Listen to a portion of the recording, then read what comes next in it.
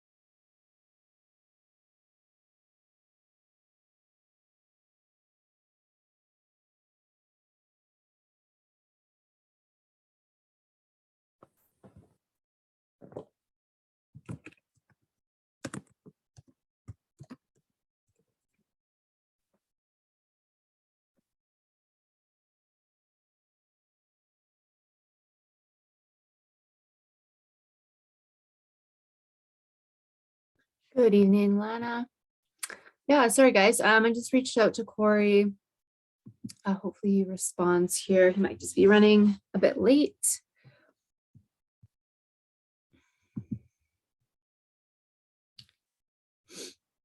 No, it won't be on the Facebook page for viewing. But this is being recorded, so we will send this out. Oh, sorry, just seeing that Corey doesn't have the link, so just hold tight. Yes, it will be recorded roughly an hour. Yes, so anyone who has signed up will get this recording link.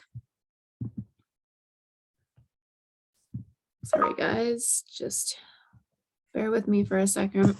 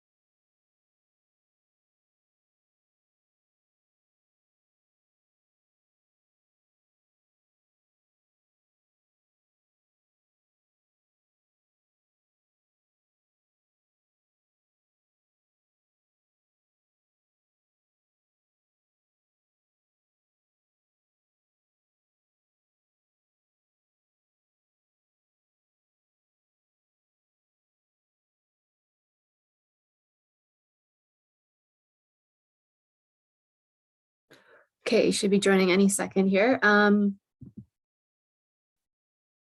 While he's in the process of doing that, thank you guys thank you everyone for joining us this evening for tonight's chat. all about managing ADHD, ADD with Corey Deacon, who's a functional medical practitioner, works for Nirvana Health Clinic out of Calgary. So if you guys have seen him before in previous webinars, he's fantastic. So I'm really looking forward to this topic tonight. Again, just a reminder, this will be recorded and sent out. I'll try and kind of slice out the first part where it's just kind of dead air here, but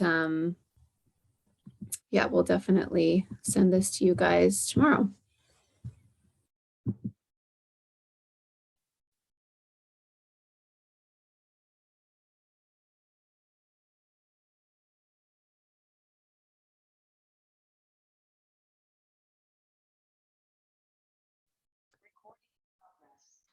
Hey, Leanne. Hey, there we go. Oh, Could be working and there we go. There we go. awesome. There we go. All right. I'm Perfect. ready to go. Lovely. Yeah, so I just kind of gave the intro to everyone in tonight's talk. Again, it's just managing natural ways to manage ADHD and ADD. Yeah, so why don't we start with kind of the differences between ADHD and ADD? Okay. So ADD and ADHD are really separated by a hyperactivity component. So typically ADD, inattentive ADD, which is your like traditional kind of classical ADD, more just inattentive, right? So there's difficulties focusing, difficulties paying attention, and learning and comprehension. The ADHD component is more hyperactivity. So there's this underlying dis-ease in the nervous system where there sometimes can be anxiety coupled with that. There can be excessive movement because the brain is not feeling safe in some way, or it's not able to hit the brake pedal properly. And there's a few different subtypes of this, and the most common one is actually trauma. So early trauma or difficulties regulating a trauma response will make this ADHD component that's more, it's not necessarily that people can't pay attention, it's that the brain doesn't feel safe, so it's unable to pay attention to one thing selectively. It's thinking that everything is important. So it's not feeling safe, so it's trying to evaluate absolutely everything in the environment. And that leads to, not being able to pay attention to things that one would like to, because the nervous system is going into survival mode. There is a couple other subtypes of ADHD that will lead to that as well. One is inflammatory issues, which can actually lead to a microscopic loss of volume in certain areas of what's called the basal ganglia. And so when that happens, we can't hit the brake pedal on our responses properly. So the nervous system tends to just overactivate itself all the time. The brain's overactive and it's hypervigilant. So there are, ADD and ADHD is, I think it's so poorly described because you're trying to capture a set of symptoms and put it into a box, a set of symptoms of the brain. Which basically means that we are trying to objectify a subjective experience, which is literally impossible, right? So we actually know that there are 11 subtypes that contribute to ADD and ADHD. And the more subtypes that somebody has, the more significant and severe the condition will be. And with differences between the ADD, so the inattentive classical ADD and ADHD, just being that something in the ADHD is causing the brain to overactivate and become hypervigilant. And that's what kind of distinguishes it from the ADD side of things. ADHD can be really a lot more difficult to treat as well. So most people that have classic ADD, they tend to do well on a stimulant. So a lot of times the pharmaceutical approach is good. It just, activates the brain that's underactivated, particularly in the frontal lobe. With ADHD, the response is not so predictable because in a lot of cases, somebody that already has excess activation in their nervous system given a stimulant, right? They may be able to pay attention a little bit better, but they're going to have a lot more side effects. And some people, it creates so many side effects that it doesn't even really do anything for them. So that's the other side I see with the ADHD component as well. When you speak about trauma, is that like a physical trauma, like a brain injury, or kind of emotional trauma, or a combination of both? So the ADHD, the hyperactivity, hypervigilant component is more emotional, psychological trauma. And so it could be a head injury if it was related to somebody who like was a caregiver that may be abusive. Because that's kind of coupled with that, right? If it's a head injury associated with like, you know, an injury in football or hockey or, you know, some voluntary activity that carries a risk with it, it still can trigger trauma due to loss of function. So if the hit to the head causes a loss in the brain resourcing that we normally would be used to accessing, that can be traumatic for people. And that's one of the main causes I see with traumatic brain injury is that people lose their ability to function, which becomes a trauma. The other thing that happens with head trauma is network dysregulation, which is one of the 11 subtypes of ADD and ADHD. And what can happen is if there are three main networks in the brain. And we call it, if you research this, we call it the triple network theory. It's probably the most important thing in understanding brain function is how the brain is shifting between two networks called the central executive network and the default mode network. Central executive network is how I engage externally. And then default mode network is how I shift internally and I integrate that experience into my sense of self. So this is where like learning and comprehension comes in. And so we're constantly shifting between externalizing and internalizing, right? Even you and I talking right now, I'm expressing myself and then I'm watching your response to see, you know, are you understanding what I'm saying, right? I'm not like triggering you and we make sure we're communicating effectively, right? Right. And there is a network that allows the shifting between those two networks called the salience network. And this is really what's evaluating how safe we are in any given moment. So if we aren't safe, we are not going to be able to shift as rapidly between those two states. So for some people, it becomes this default mode activation where they can't externalize very well. So they get stuck in their head. And this is where I'll tell a lot of people in these cases is like, you know, you're being diagnosed with ADD or ADHD. It's not that you can't pay attention. It's that you can't pay attention externally. Your internal attention is great, right? Probably better than anybody else's, but you're not shifting into that state. And so that's where the TBIs can come in because they do tend to affect those networks. So if any of those main networks get affected, we can't switch efficiently. And the way that we increase how complex the brain networks can be. So basically we call it in neuroscience, we call it the algorithmic complexity of the brain. In order to amplify that so that we can be as sharp as possible and shift rapidly, the salience network needs to allow us to shift fast. Boom, boom, boom, boom, boom, boom, boom. Like ideally you're shifting between externalization and internalization without hardly having to skip a beat.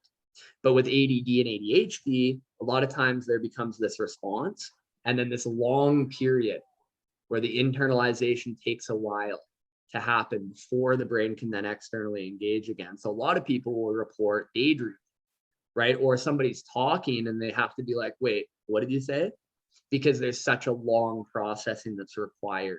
And so that's where you'll see where you'll see TBIs get involved is in those network switching components.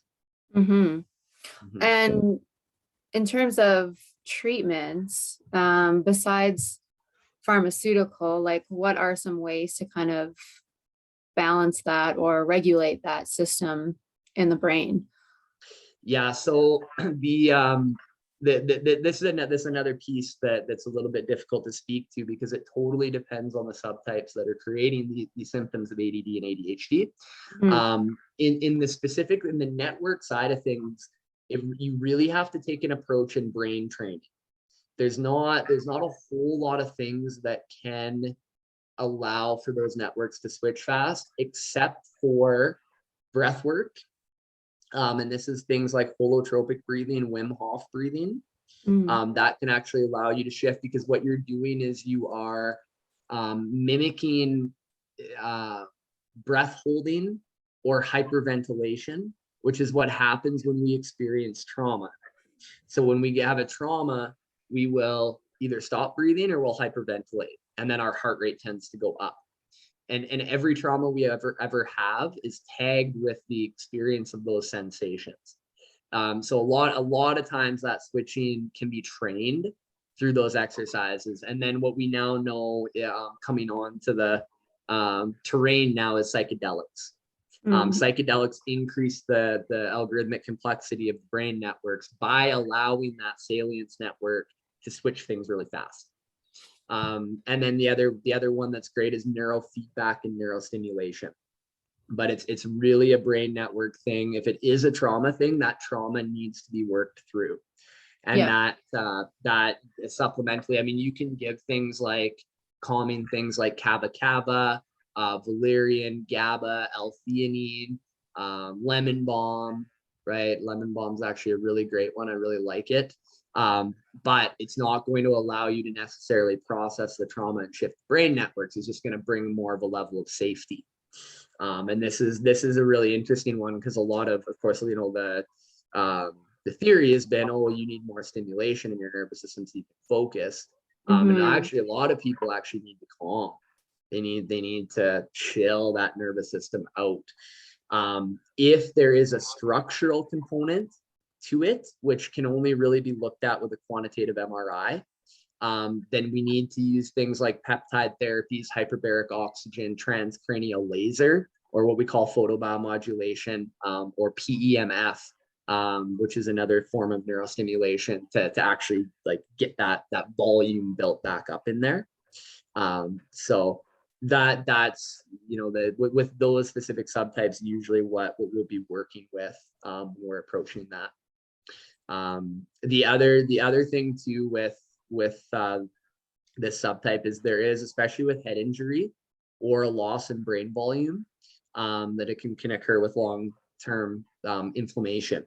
And this is always really interesting, and like I've described to people, is just because you get the inflammation under control doesn't mean that everything goes back to normal, right? For some people, absolutely, right? That can be all they need. But if it's been an inflammation for a long time, you get physical changes in the brain that need to be worked with. And I find a lot of people kind of give up sometimes on the natural approaches, or like the diets and stuff like that, because it's like, well, it kind of made a shift and then it stopped. Right? It's like, well, you might have actually got the inflammation under control, but there's rebuilding that actually has to happen, right? And so we have tools to be able to do that. So that's another piece, and then that can also lead to another really common cause of ADD and ADHD, which is hardly ever talked about, and it's a complete letdown from the medical system and from people like myself. So I apologize to anybody on here that this has been missed in, but 22% of people with ADD and ADHD have what's called spike wave activity or non-epileptic seizure activity. And so what this means is that the brain is actually, like, parts of the brain sometimes the whole brain is going into this state where it's like a breaker flips off and then it turns back on again. But the brain is going to miss that entire section of reality in when the breaker goes off and then comes back on. And this is, again, another one that's really frustrating, because people go on stimulants, they go on calming agents, they go on natural things for ADD and ADHD, you know, like L-tyrosine, mitochondrial support, stuff like that, and they just get nothing. And that, again, it's because, you know, they're actually having this like light switches going on and then or going off and then back on again. And you'll actually see it. I can just share my screen here quick too, what that kind of looks like. Do you know that that's happened? Is there like a symptom, kind of like, you know, when you're driving and you know, a few seconds later realize, oh, I don't even remember that past like 30 seconds. Like, can you actually feel that, or is it just through like testing? The only way to really know is through EEG. So we need to look at electrical activity in the brain. So like you'll see this here, for example, there are all these lines that are going across the screen. Each one of those lines is a different electrode. So it's a spot on the brain that's producing electrical activity. This is all normal on the left side here. And then this colored section, this is where there's in the right prefrontal region, there's a switch off that's happening. And then there's a polarization component where there's a slow wave. It's lasting about 2 to 3 seconds. You're not really going to be able to tell the difference between this and if you are metabolically hijacked or you're inflamed or your brain networks are getting stuck, because sometimes that's what the daydreaming is too, where you're driving, you're like, whoa, where was I, right? That can sometimes just be the default mode network getting stuck, right? And when you're driving a common route where you don't need to be as externally engaged, right? The brain may just do that, and it does become a problem if you getting stuck often. You'll really feel it, but you won't be able to tell the difference between that and a brain network problem or an epileptiform problem. And then this is why I'm such an advocate for neuroimaging, like whether it be EEG, quantitative EEG is usually where I like to start, and then quantitative MRI if needed. And the biggest tragedy is that we don't do this in Canada, right? Like you get diagnosed with ADD, ADHD through neuropsychological testing just to prove that you meet the symptom criteria. But there's no understanding of what's actually driving that in the brain, because the brain is a hub of a whole bunch of different networks constantly shifting in and out. And there's so many different things that'll impair that, right? And so we just have, that should be automatic testing. Like if I had any say in, where our dollars were being spent with Alberta Health and that sort of thing, is anybody with those symptoms, and first thing that should be happening is looking at the brain. Like it's an absolute tragedy that that's not happening, because how can you approach the most complex organ in the entire universe, and not just in the world, not just in our body, most complex thing in the universe, and we are just looking at people's symptoms and expecting to know what's going on. It's so it's interesting for sure. But that's what I would like to see is I'd like to see neuroimaging be included. Now you can do it privately, which is great, right? It's something that we do at our clinic all the time, but that's obviously not everyone can afford that. So I do hope that we can see some reform in that, and take a look at the research over the last 40 years that has shown all of the usefulness of all of this. So especially since it seems to be on the rise. I don't know if it's just people are getting better at diagnosing, especially in kids and even adults, right? Adults are realizing, because there's so many symptoms, it's not just your classic fidgety, not being able to pay attention, but it's kind of like the tip of the iceberg, and then there's just so many more symptoms. Totally. And like, one big thing that you're seeing with, especially in kids in schools, ADD and ADHD, is the introduction of technology and the disconnect from nature. Right? Nature tunes our brains, and what's happened is we've gone more to this energy efficient lighting. LED lighting has this massive blue spike of light in it, and it creates dopamine resistance. So these kids are in this dopamine withdrawal lull. They can't engage in anything, and so it can excuse me. I'm just getting over a little bit of a sickness, so I may have to have just a little coughing fit for a minute here. Yeah, no worries. There we go. Sorry about that. No worries. So there's a lot of things that we've put in our environment that has made it worse for a lot of kids. They're always on technology. They're not outside as much. Since COVID, stress levels are higher. There was a whole piece where we weren't able to evaluate facial expressions, which is actually really important for the brain to feel safe. So when we can't evaluate the bottom half of the face, right, we can't fully feel safe a lot of the time, because all we have is body language, eyes, and basically intonation. So it's like we're missing a piece of info, and the brain is a little bit more hypervigilant when that happens. So now you have a higher risk of the brain not feeling safe, and then therefore having a harder time paying attention. So yeah, it's been an interesting few years for that. It's really, I can't believe how many people are coming in with either diagnosed ADD, ADHD, or they're highly suspect of it, right?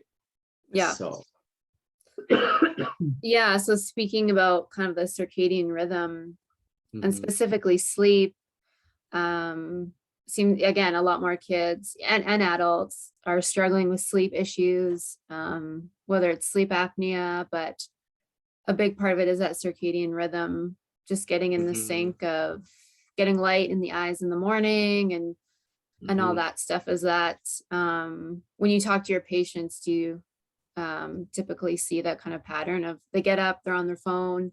inside all day and then turn on the lights when they get home? Absolutely. And that's a huge thing, is getting outside in the morning as close to sunrise as possible. If that's not doable, at least get outside, getting Yeah. light through your eyes, because that's what's triggering the leptin melanocortin axis, which actually is what helps your dopamine and your serotonin. It also drives mitochondrial function, and that's one thing that also affects that network switching.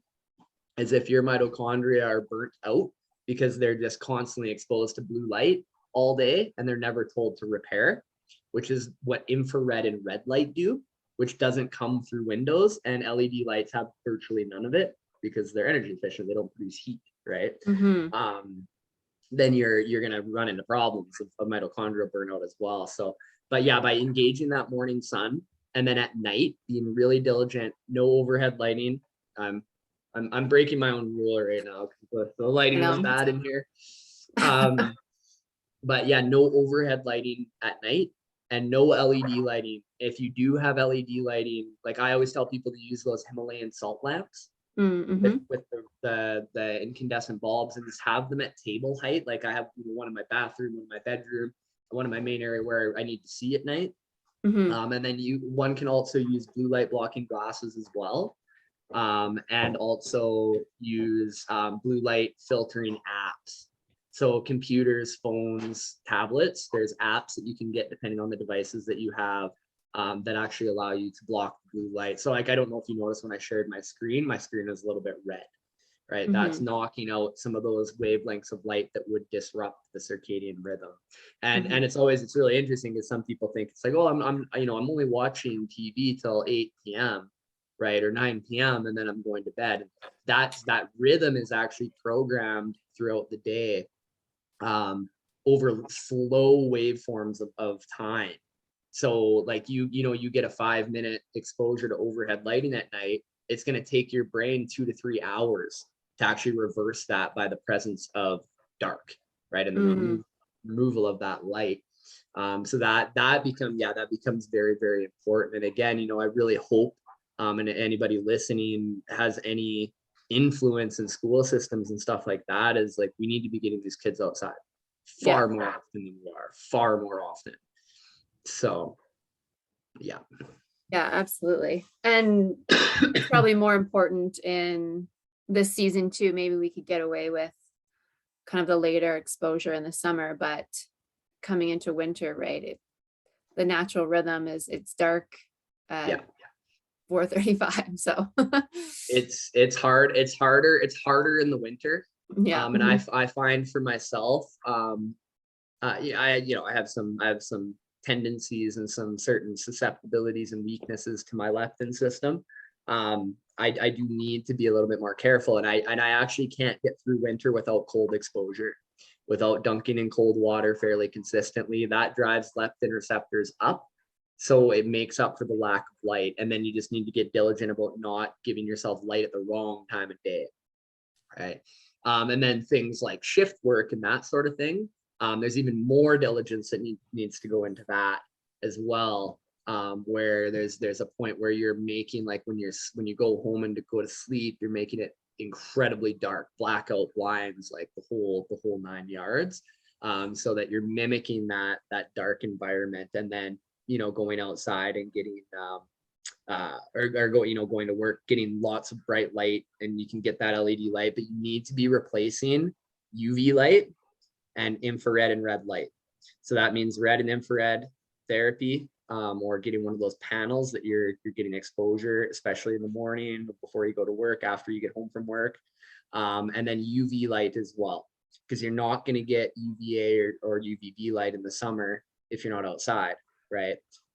Yeah, shift work and that sort of thing it's difficult, which is why like night shift has been classified as a carcinogen by the FDA now, Wow. because it's so hard on the body. Yeah. You mentioned inflammation. So, like in terms of gut health and just overall inflammation, something like the GAPS diet, Mhm. is that like a good place to kind of just, reboot for someone who is struggling with one of these disorders to just, to help that inflammation? Yes, and if there's an inflammatory component related to the gut, Right. I usually recommend GAPS as a start, low FODMAPs, or your basic elimination of just gluten and dairy to start. Yeah. And then you can go a little deeper into low lectin and stuff like that if you really want to get hardcore about it and you feel like you made some movement but you need more. And then low histamine diet as well, because histamine tends to be a neurotransmitter system that gets dysregulated in certain subtypes of ADD, ADHD. It's not as common, but it is another like trial that people can do as well. The big thing, if you're getting improvements from diet, if you're eating poorly, right, and you're being honest with yourself, it's like, yeah, I'm eating like a trash panda, right? That can be enough to really trigger the symptoms, and by cleaning that up, you can get a lot of relief. The other thing is inflammatory seed oils, canola oil, safflower oil, sunflower oil, palm oil, and soy or soybean oil are by far the 5 worst oils. Unfortunately, they're also the cheapest oils. So a lot of even organic foods, I see people like organic companies and stuff, they'll add them, right? They'll add them in because they keep the price down closer to that of a conventional food. But you're inflaming things, and those fats are really important for our cell membranes to regulate properly, which is really going to be what limits the neurotransmitter regulation. So anything that's additives, natural or artificial sweeteners, aspartame, any excitotoxins, MSG, glutamate, basically any food coloring, dyes, artificial flavor, all that stuff pretty much has all been classified as excitotoxins. And those are going to be another piece of, especially the ADHD side of things. If doing dietary approaches and cutting that out helps things sustainably, right? So you do that, you make those changes, you can kind of shift back to a balanced diet, you're good, you're feeling good, and symptoms are under control, great. Some people will end up doing that, they get better for a period of time, and then they crash again. And that usually means that there's probably some GI microbe or something that's growing in the gut, and the diet initially brings the burden down, but that microbe's not being taken care of. So, or you have low diversity from antibiotic use or something that needs to be looked at. And, those cases, I recommend doing a stool test with a practitioner to just really know what you're dealing with. Because, yeah, there's a lot of different things that can be contributing there. So I always tell people to keep an eye on that. Same thing with gut testing as well. As some people do that, they clean up all the microbes. Everything seems to look good and nothing changes. Or again, they get better. Speaking of hyperactivity, so that the same thing with gut is, if you're working on the gut and things look good in testing, but yet you're not getting anywhere, that means that the dysbiosis in the gut or the leaky gut is actually because of a systemic problem. And that becomes, again, a deeper route that needs to be looked at. And there's a lot of moving parts to the inflammatory thing, but curcumin, especially like Mariva type curcumin, it's really great. Boswellia and boswellic acids are really good as well. B. propolis is really great. And EGCG, which is a green tea extract. Those are ones too that you can kind of use. Combo approach is best for those. And you can use those temporarily to just see if, if you get some relief, then you kind of know, okay, the inflammation is probably involved in some way. So, Right. Okay. A few months ago, I wasn't even kind of researching. I just came across, it's called the Name Check protocol. Have you heard of that before? yeah. Yeah. The Nemetschek protocol. Oh, sorry. Yeah, Nemetschek. Yeah. Yeah, I found that really fascinating, just kind of with the testimonials and I haven't read his book yet, but yeah, essentially it was extra virgin olive oil, fish oil, and an inulin supplement, but it made kind of these drastic improvements. Yeah, what are your thoughts on that? Yeah, and autism as well. Yes, it's a big focus on a big focus on gut, really. Lipopolysaccharides, leaky gut, all of that. So it's great. It's great. Inulin's giving your bacteria fiber to be able to produce short chain fatty acids that help regulate the immune system. So usually help with inflammation. Olive oil is helping with membrane fluidity. And then fish oil has a whole cascade it regulates with regards to something called cyclooxygenase and lipooxygenase pathways that can lead to cell membrane damage, and fish oils help actually regulate that. Yeah, awesome. Yeah. What about like lifestyle recommendations, like a weighted blanket or kind of what are they called? Noise canceling earphones, or kind of some of that like stimulation treatment, ADMR, something like that. Are those kind of helpful for ADD and ADHD? Yeah. Sorry, you just cut out at the very end there. Yeah. Oh, sorry. Yeah, I was just like asking about lifestyle recommendations, like the weighted blanket. Yeah, any other treatments like the noise canceling headphones or yeah, something like that. Yeah, one of the big ones is, weighted blankets, if there's trauma, those can sometimes be helpful. One of the big ones is EMF. And so Wi-Fi that is on at night, and dirty electricity, as well as any phones that are connected to network. There's actually a few really good studies on both autism and ADD and ADHD, where 80% of kids improved in their functioning just by shutting the breakers off to the bedroom, unplugging Wi-Fi, and making sure everyone's phone is on airplane mode at night.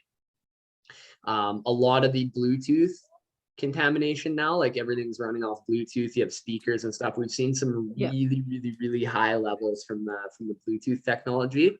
So a lot of times like home security systems and stuff like that can actually be contributing too. So that's another really great place to start, and you'll usually notice changes really quickly as well. So breakers off to the plugs and the lights in the bedroom, and then Wi-Fi unplugged and phones on airplane mode. That's all they did. That's all the studies did, and yeah, 80% of kids improved from that. So that's fascinating. What about like blood sugar? I know, again, with diet a bit, but yeah, specifically just kind of balancing blood sugar with kids and adults. We seem to have a lot of issues with kind of eating maybe sugary foods, but some of us are more susceptible to kind of being able to balance up blood sugar just for hyperactivity, etc., with kind of ADD. Totally. Yeah. And that speaks to the metabolic subtype of ADD and ADHD. And yeah, there's a lot of factors there, like, certain deficiencies in vitamins and minerals can impair the mitochondria's ability to do their role. And so like mitochondrial replacement can help with that. Insulin regulation, definitely. right? If people are on an up and down blood sugar roller coaster, their cortisol is going to be all over the map. And then they're going to have dips in energy, followed by sometimes anxious periods. And that's going to impair network regulation. So that's a big factor. Like people overeating sugar, that's not the only cause for insulin dysregulation, right? Because like sleep problems can do that, lack of exercise can do that, lack of sun can do that, because infrared light activates insulin. So if we're not getting that exposure, that can be impaired. But yeah, definitely like limiting sugar. But I always tell people, because sometimes people go to the ketogenic diet, as well. That's another one that can be helpful. But in certain subtypes of metabolism problems, it's actually not, and it actually makes things worse, where the body's not using fat for energy properly, usually due to a biotoxin problem. So you'll usually see like mold or post-COVID or stuff like that. And so when you knock the carb intake down, and that's what the body's depending on for energy, and it can't use fat as efficiently, right now you're actually impairing the metabolism even more. So I usually tell people, like, if you think that if there's a lot of energy inconsistency, so you have moments in the day where you feel really energized and good, and then you're crashing, right? And then you feel okay, and then you're crashing.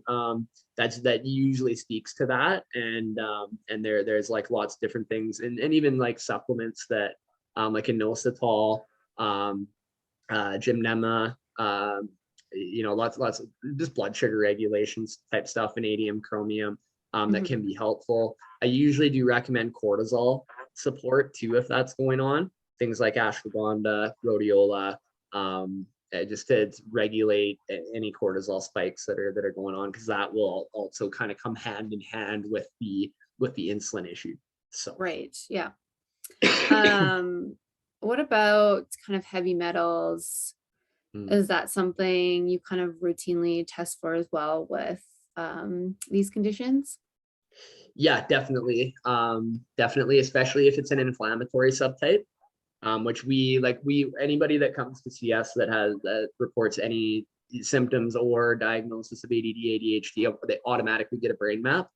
And so you can see in a specific band called delta, if there's slowing of the EEG and there's excess delta, it's like the brain's more asleep than it is awake. That can speak to heavy metals and infections. So then we'll generally screen for those, because yeah, absolutely. And they disrupt concentration gradients of sodium and potassium when the neurons are trying to fire. So that affects the voltage gradients, and then all of a sudden the brain can go low voltage, or it can sometimes start overfiring too. It's a little less common to see that, but yeah. I guess overall, because there's kind of a lot of different angles, where do you typically start? Like, is it diet, or like you said, is it the brain mapping kind of right off the bat? Yeah, we typically start with brain mapping right off the bat. Then it's just easy to know what directions to go. Okay. Right? Then you're not like trying, and then you're like not sure is it working. The other piece is with typically light exposure is what I like to start with, because that influences everything. The circadian rhythm influences 70% of our genes that are expressing at any given moment.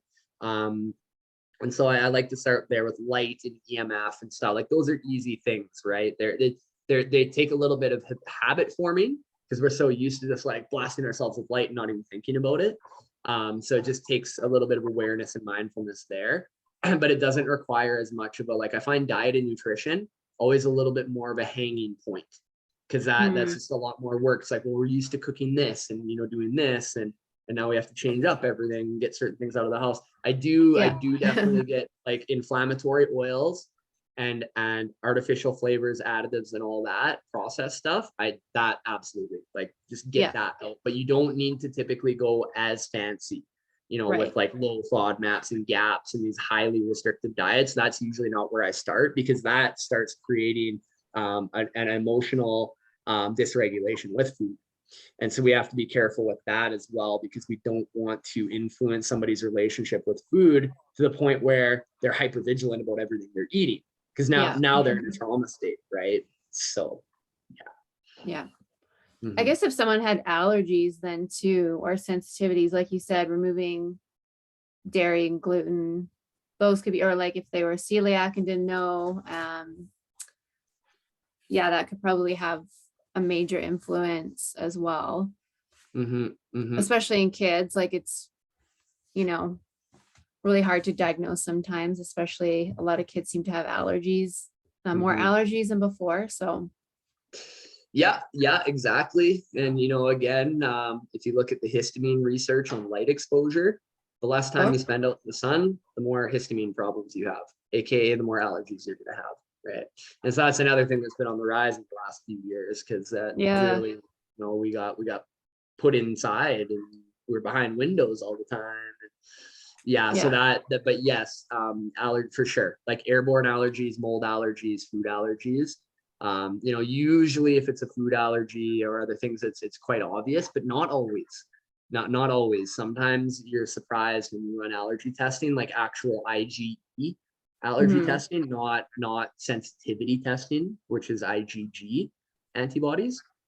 So that's typically, again, something again less common in the subtype, but definitely part of that inflammatory division. Yeah.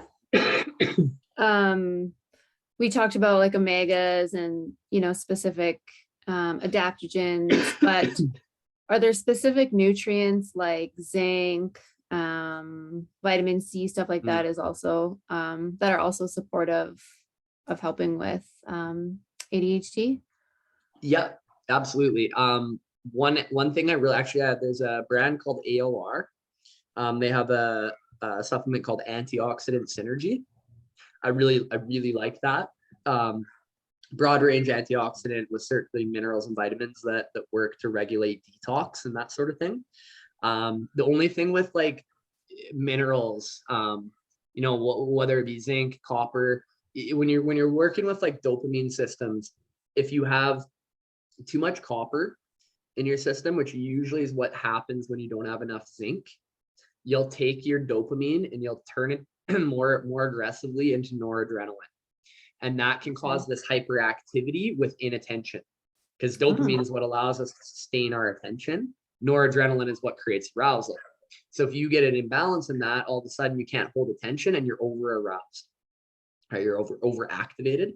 But the only thing that I just like caution people with is doing higher doses of single minerals like zinc or copper. Magnesium is one that's safe to do, because for the most part it's just like if you take too much magnesium you get diarrhea and eventually it's out of your system. But right. with zinc, if you're giving too much zinc, you can deplete copper to too low of levels, and then you get an arousal problem.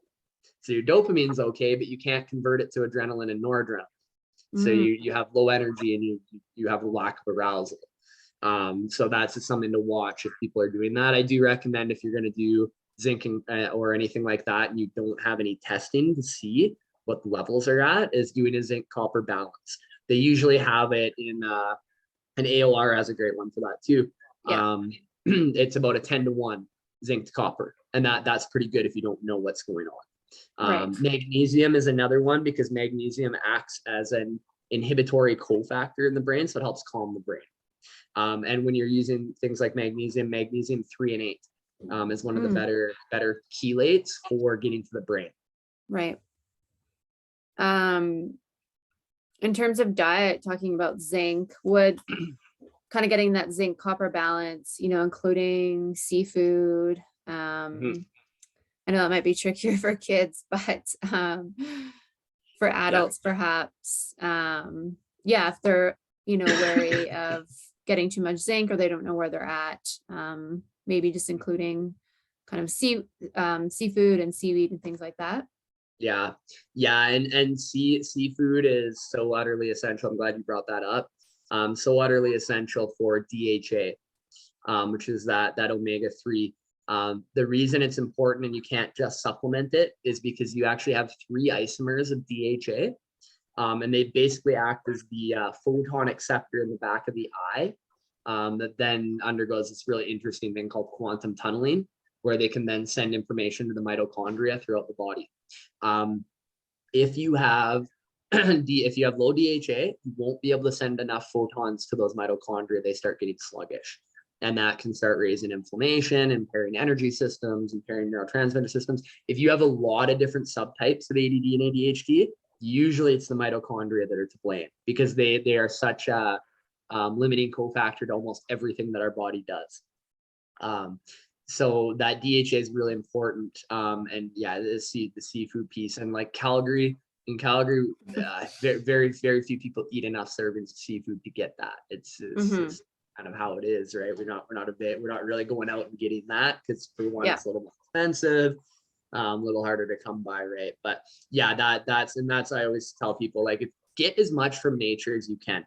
Live as close to nature as possible, right? So that's starting with lighting, and then EMF avoidance, making sure that that's all regulated out, and then eating natural foods, right? As close to naturally pulled from the environment without any other, changes to it, is always going to be your best bet. Yeah. Any specific types of seafood, and kind of like, what does that look like for servings per week? So I generally recommend 3 to 7 servings a week, which isn't as much as people think, right? Like a 3 to 4 ounce chunk of salmon is enough for a serving. 3 or 4 shrimp, depending on the size. 2 or 3 scallops, even like a can of the smoked oysters. Obviously, those are lined with plastics and stuff like that in some cases, but the benefits actually outweigh the risk of that. And then the foods, the fish that are highest are small fish. So oysters, raw oysters being number 1. And then you have your, cooked oysters, smoked oysters, scallops, shrimp, and anything that's small, lower on the food chain, lobster, crab, salmon, trout, smaller fish like that, sardines as well, which some people really love and are really great as well. The more you go up the food chain, so tuna, shark, swordfish, mahi, stuff like that, the little bit lower concentration you're getting per ounce of DHA. Yeah. And I guess the larger the fish too, the more mercury and other stuff potentially too. But and one thing that's important to mention on that is that you actually get just as many heavy metals from the soil naturally occurring. So there's been this kind of turn towards heavy metals it's like demonized fish. And there is just as many heavy metals present in a lot of our vegetables, especially root vegetables and stuff like that. And so I was just kind of like, don't be afraid of that, because when the mitochondria are working properly, when redox, which is reduction oxidation, was working properly, you detox properly. You don't have to worry about a lot of that stuff. I don't, of course, farmed fish and stuff like that's going to come with its set of problems, because you're actually pulling something out of an unnatural environment, right? Salmon don't grow up in a pond, right? And so that's just keeping those principles in mind. Yeah, for sure. That's good to know. Yeah. All right, any questions? I see one here. I think you kind of answered that one, right? About shift work. Tips for shift work. Yeah, and so with shift work, there's actually a great podcast. Huberman Labs is the name of it. It's kind of become a pretty popular podcast. There is a circadian rhythm, like an actual shift work podcast, and I think it's like podcast number 2 to 5 is all about light and temperature and jet lag and stuff like that. And this point up here, I think it's I believe it's titled here we go. I'll just make sure I share this in the chat. Ooh. Or we'll just play it, I guess. Here we go. All right. So yeah, so that's I recommend listening to that, pulling the principles that he discusses out. The thing with shift work is there is in the jet lag and travel is there is a couple day preparation of shifting yourself in and then shifting yourself out. So one of the worst cycles that I've seen is certain like firefighters in certain regions will do like 3 nights and then 3 days, or the opposite, and they actually can't like shift their rhythm properly.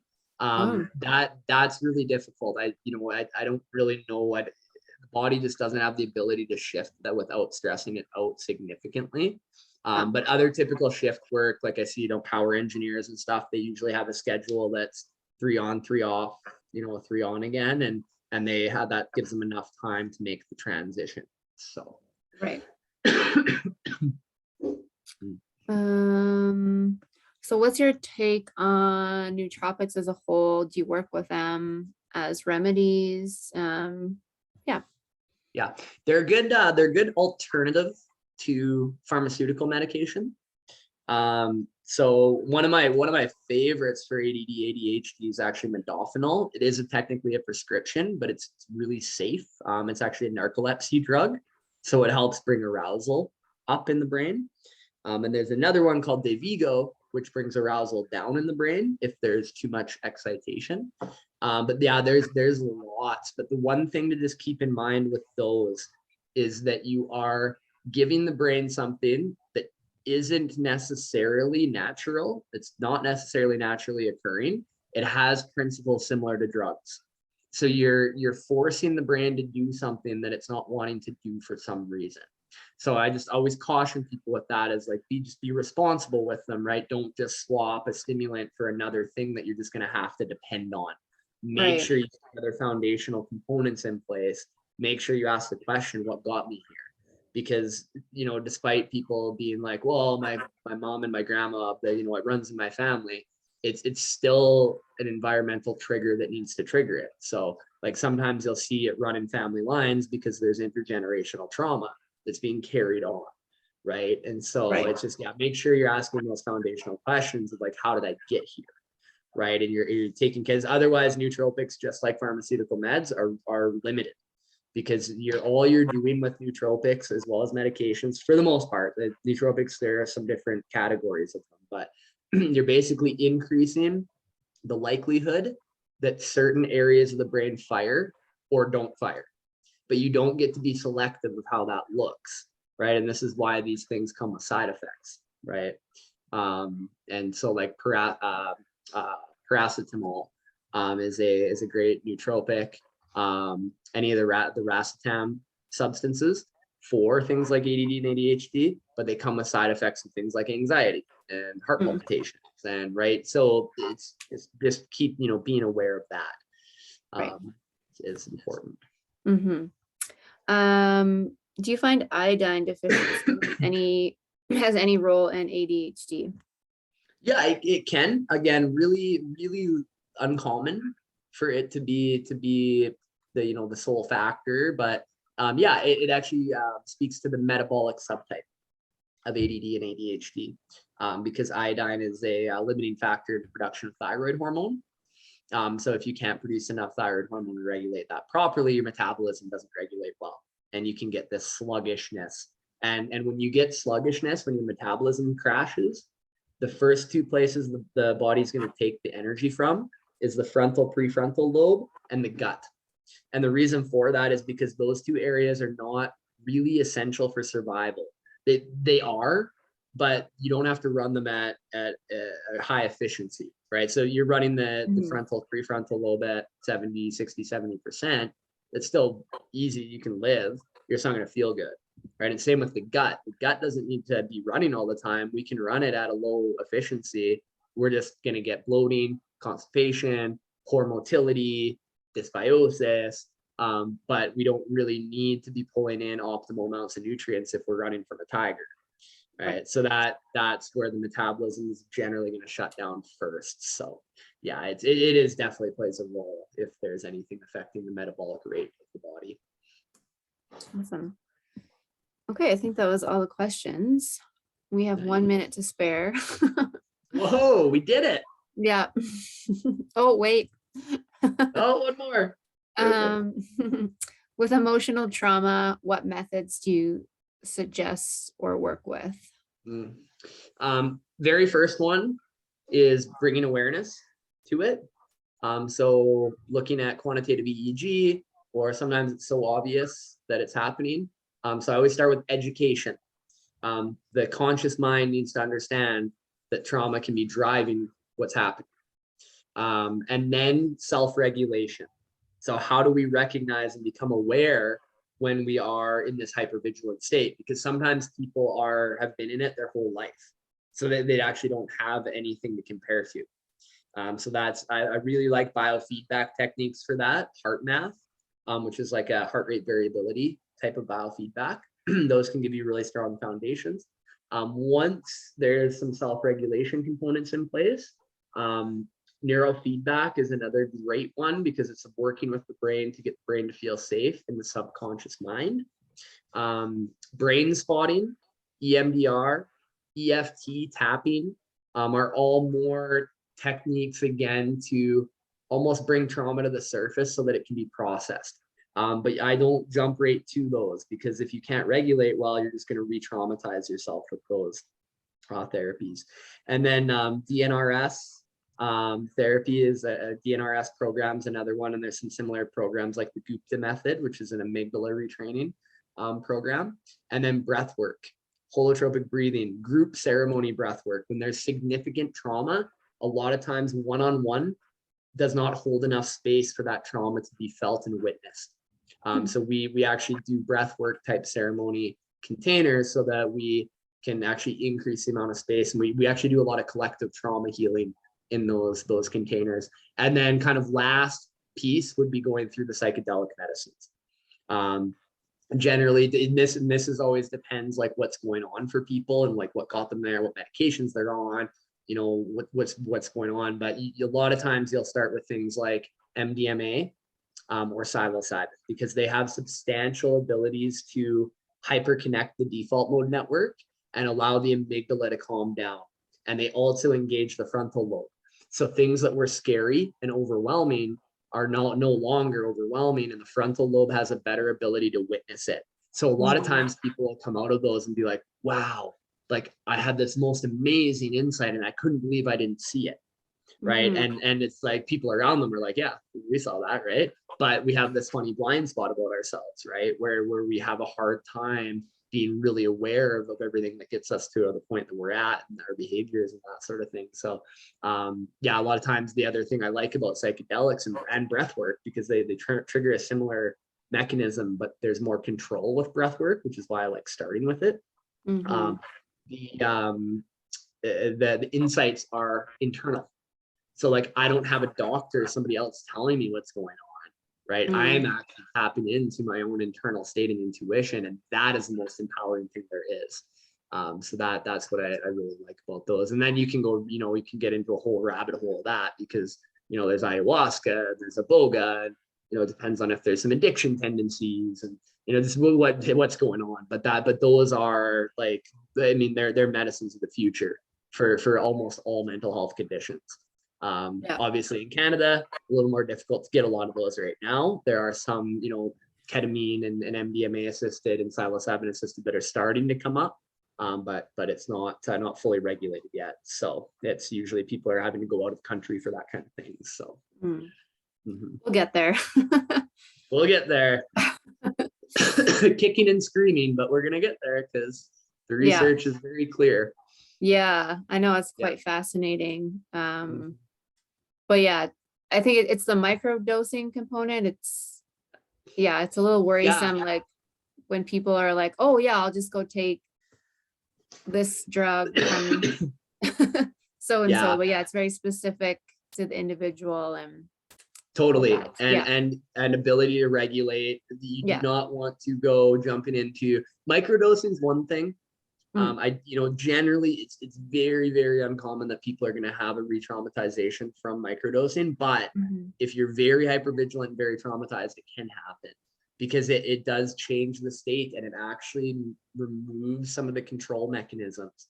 And those control mechanisms are sometimes the compensation that we've developed to feel safe, right? I control my reality as best I can. Now all of a sudden you take that away from people, it can destabilize them. So very important that it's in a guided way. It's someone that's experienced. You've done a little bit of work and you have some insight beforehand. You feel like you can regulate and feel through uncomfortable feelings. And Yeah. and again, I'm far more of a fan of the group ceremony type. Like these medicines were meant to be used Right. in ceremony. They were like, you look at all the indigenous wisdom, that's all it's ever been. You don't go one-on-one in a therapy room with white walls, right? Right. It's Yeah. working still, but there's this community aspect, and that's a big piece that we've learned with these medicines, is that they help us reconnect, literally reconnect in our brain, which also Mhm. helps us reconnect with those around us. And we live in such a disconnected world, right? Especially in the developed world. It's Yeah. individualistic culture, and we're craving connection because our brain actually can't fully connect if it can't feel safe and connected to the external world around it, including the people around us, right? Hmm. And that's why these medicines. So I've been in ceremonies down in down in Central America, Mm. and it's incredible. Like it's the amount of healing that goes on in there is incredible. But Yeah. you want to do your groundwork first. Right. Yeah, Is yeah. there, just quickly, is there something in terms of the group work you mentioned? Is that something you facilitate at the clinic, or is it outside kind of groups? It's a entity that we've set up, that I've personally collaborated with another group out of, actually they're out of the Vancouver area. They're called Iwana. That stands for You Are Not Alone.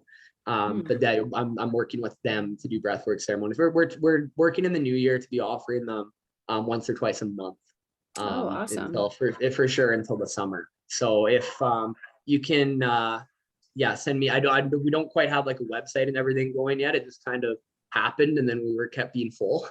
Right. So Yeah. it just kind of ran with it. So Yeah. yeah, we're gonna be setting that up soon. So, and we're gonna be getting our dates all solidified for the new year. So yeah, Perfect. if that's something people are interested in, they can definitely reach out to me.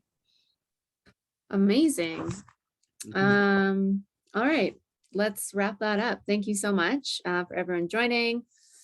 Thank you, Corey, for another great presentation. I will send this recording out to everyone tomorrow. And if you guys like to work with Corey, I also provide information to reach out to the clinic as well. So Awesome. yeah, thank you very much. And until next time. Thank you very much, Leanne. Super grateful. Thanks, you.